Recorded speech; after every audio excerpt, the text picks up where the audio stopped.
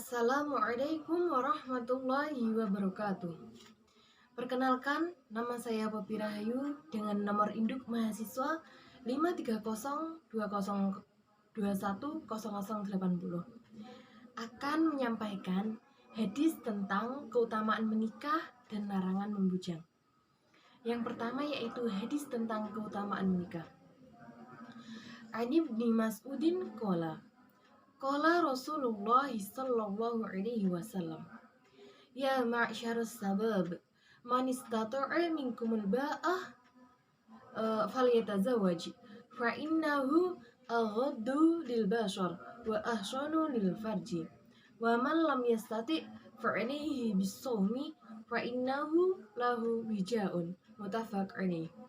Dari Ibnu Mas'ud, ia berkata, Rasulullah Shallallahu Alaihi Wasallam bersabda, hai para pemuda, barang siapa di antara kamu yang sudah mampu menikah, maka menikahlah.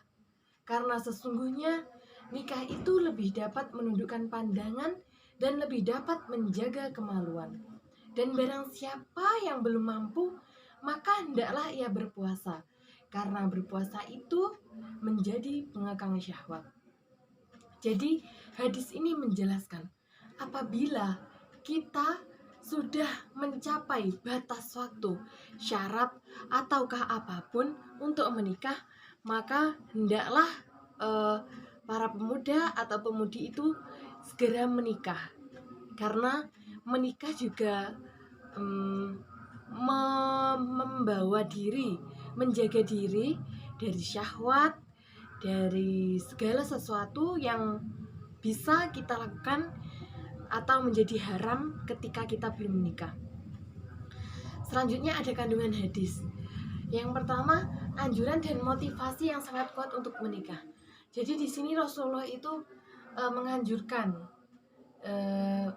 malah ada nanti tentang hadis yang bagaimana ia melarang seseorang untuk membujang atau tidak menikah. Terus kemudian ada hukum menikah bagi setiap orang berbeda-beda sesuai kondisinya. Seseorang itu boleh tidak menikah, tetapi dengan syarat dan ketentuan tertentu. Jika kita mampu, kenapa tidak? Kenapa tidak dilaksanakan? Menikah merupakan solusi yang tepat dalam mencegah tersebarnya penyakit masyarakat, yaitu contohnya penyakit masyarakat yaitu perzinaan, pemerkosaan, seks bebas, dan lain sebagainya. Pada zaman sekarang itu banyak sekali kasus-kasus dari masyarakat, dari pemuda, pemudi ataupun siapapun tentang perzinaan kah, pemerkosaan kah, pokoknya hal yang tidak bisa ditahan, nafsu yang tidak bisa ditahan oleh seorang siswa atau mahasiswa ataupun pemuda atau pemudi sehingga menimbulkan yang namanya perzinaan. Hadis tersebut juga menjadi renungan bagi para pemerhati masalah sosial, bagi para pemuda. Jika para pemuda di suatu komunitas baik, maka baiklah urusan mereka. Jadi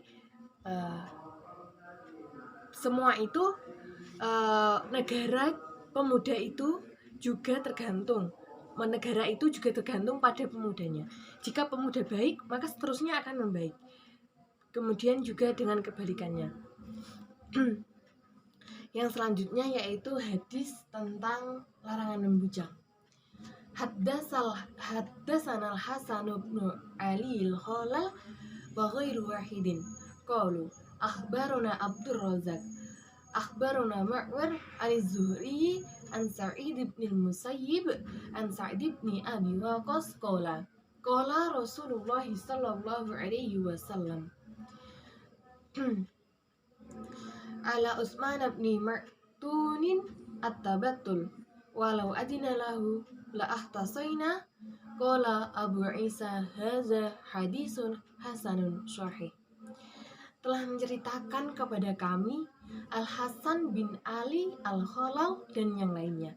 Mereka berkata, telah mengabarkan kepada kami Abdul Razak telah mengabarkan kepada kami Ma'mar dari Az-Zuhri, dari Sa'id bin Musayyab, dari Sa'id bin Abi Waqqas berkata, Rasulullah Shallallahu Alaihi Wasallam melarang Utsman bin Maz'un untuk membujang. Jika saja beliau mengizinkannya, niscaya kami akan mengebiri diri kami. Abu Isa alaihi salam berkata, ini merupakan hadis hasan sahih. Hadis hasan sahih. Sahih artinya hadis yang benar, hadis yang tepat sanadnya, hadis yang patut kita contoh atau patut kita masukkan ke dalam hati kita. Jadi di sini itu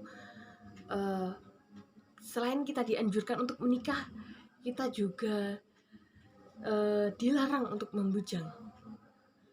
Hidup membujang, hidup dengan sendiri. Kita hidup butuh orang lain. Selanjutnya, kandungan hadis pada hadis ini karena yang pertama, karena menikah itu adalah sunnahnya Nabi. Yang kedua, menyempurnakan agama. Yang ketiga, dengan menikah seseorang lebih menjaga syahwatnya. Yang keempat, jika tidak menikah dapat menjadikan seseorang terjerumus ke dalam zina.